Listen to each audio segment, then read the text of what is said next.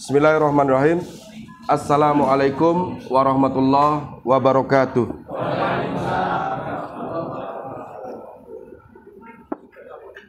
Innal hamdalillah nahmaduhu wa nasta'inuhu wa nastaghfiruh wa na'udzu billahi min syururi anfusina wa min sayyiati a'malina may yahdihillahu fala mudhillalah wa may yudlil fala hadiyalah. Asyhadu an la ilaha illallah wa asyhadu anna Muhammadan abduhu wa rasuluh. Allahumma shalli wa sallim ala sayyidina wa habibina wa safiina Muhammad wa ala alihi wa ashabihi wa man tabi'ahum bi ihsani ila yaumiddin. Qala Allah ta'ala fi kitabihil karim. A'udzu billahi minasyaitonir rajim. Bismillahirrahmanirrahim. Qul in kana aba'ukum wa abna'ukum wa ikhwanukum wa aswajukum wa ashiratukum wa amwalun iktaraftumuha wa tijaratan tahsawna kasadaha wa masakina tardawnaha ahabbu ilaikum minallah wa rasulih wa jihadi fi sabilihi fatarabbasu hatta ya'ti Allah bi amrihi wallahu la yahdil qaumal fasikin. Shadaqallahul azim. Bapak Ibu yang dimuliakan oleh Allah Subhanahu wa taala, alhamdulillah kita oleh Allah diberi kenikmatan bisa bermuajahah dalam pertemuan kali ini. Semoga Allah memberkahi kita, meridhai kita dan menjadikan ini salah satu amal pemberat di kelak di akhirat. Allahumma amin. Dan tema kali ini adalah agar menjadi tetangga Rasulullah di surga. Pak, bayangkan kalau kita punya tetangga Ustadz Somad, Pak. Kanan kita ada Ustadz Somad, kiri kita ada Ustadz Adi Hidayat, gitu kan? Terus di belakang kita ada Ustadz siapa lagi? Budi Hidayat. Kita bertetangga dengan para ustadz, ya, yang soleh-soleh. Itu masya Allah. Itu kenikmatan yang luar biasa, Pak. Betul nggak? Pernah terjadi di zaman tabi'in itu, ya, ada orang menjual tanahnya, rumahnya yang kecil jelek itu 300 dinar. Sehingga ada orang itu heran. Rumahmu tuh jelek, kecil. Kenapa kamu jual dengan harga 300 dinar? Terus dia menjawab, "Kamu jangan lihat rumahnya, tapi lihat tetanggaku siapa." Tetanggaku itu adalah Abdullah bin Mubarak. Wah, Abdullah bin Mubarak itu ulama besar, Pak, Bu sekalian. Di zaman itu ulama yang sangat terkenal. Yang bikin mahal apa? Tetangganya, ya kan? Bukan rumahnya.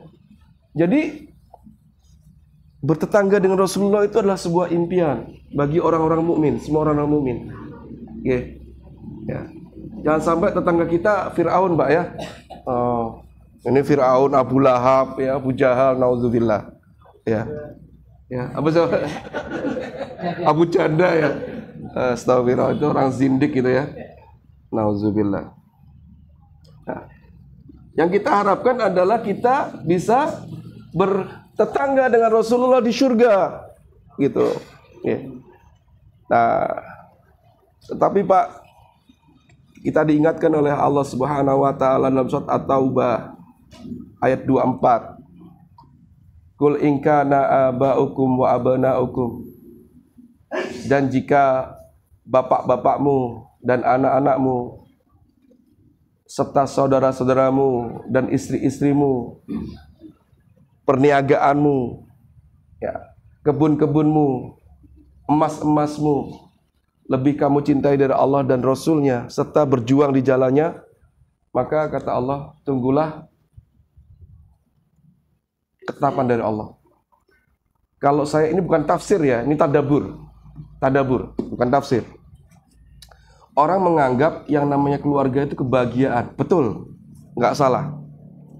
Ya, istri, anak, ayah, saudara, ya kan? Terus orang menganggap harta itu adalah kebahagiaan. Betul, nggak salah. Ya, ada yang menganggap bahwa ladang-ladang, sawah-sawah, perniagaan, ternak itu adalah kebahagiaan. Nggak salah. Tetapi jangan sampai kita lupa, ya. Jangan sampai ini menjadi di atas Allah, Rasul, dan berjuang di jalan Allah, Bapak Ibu sekalian. Ya. Karena kalau cinta kita kepada Allah, ya, cinta kita kepada Rasul, cinta kita kepada berjuang di jalan Allah itu yang bikin kita bahagia sebenarnya. Di atas semua tadi.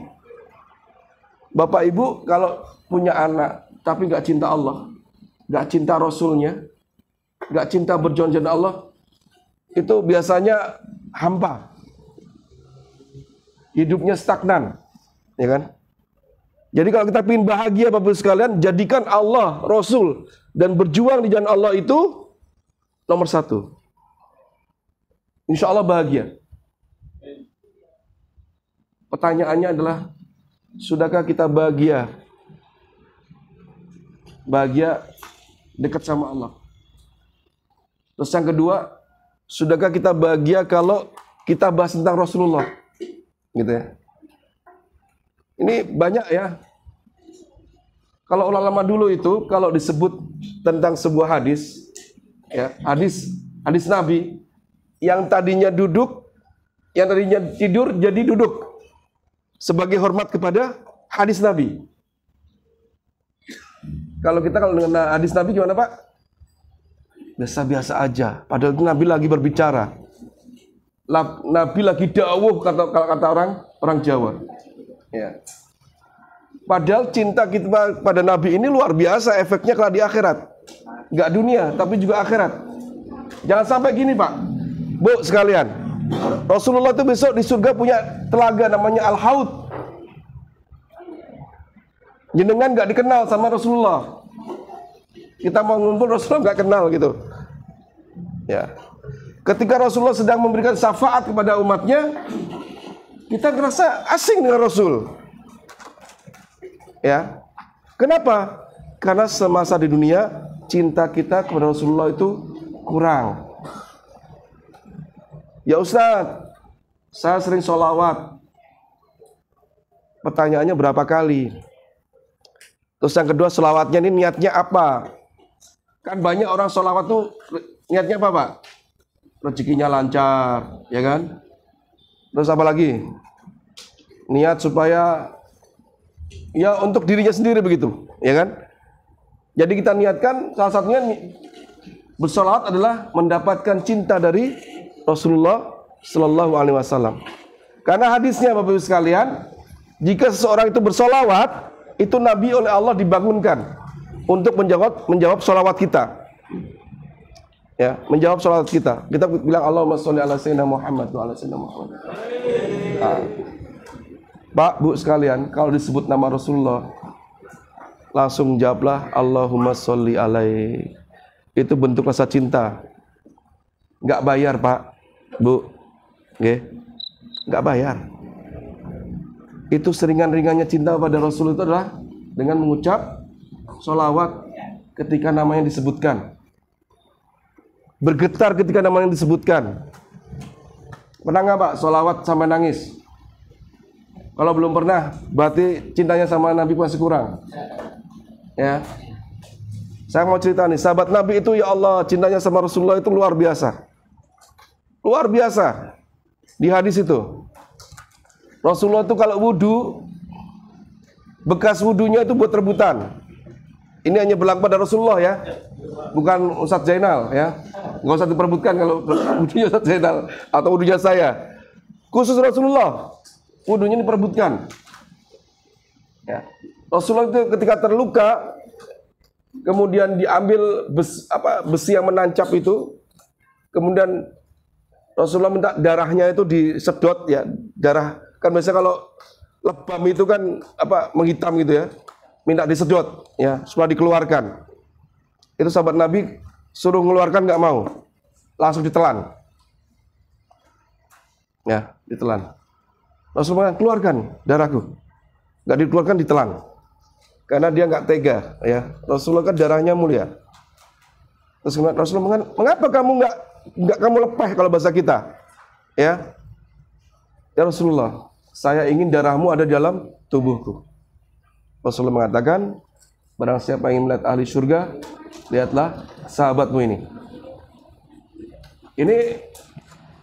Ini salaf ya. Ini perilaku salaf, ya. Cinta pada Rasulullah itu perilaku salaf. Jangan salah, ya kan? Jangan sampai kita ini mengkritik teman-teman yang maulid Nabi, ya kan? Tapi kita sholawatan jarang, baca sholawat jarang, ya. Padahal kita ini pengaku sunnah Rasulullah. Okay.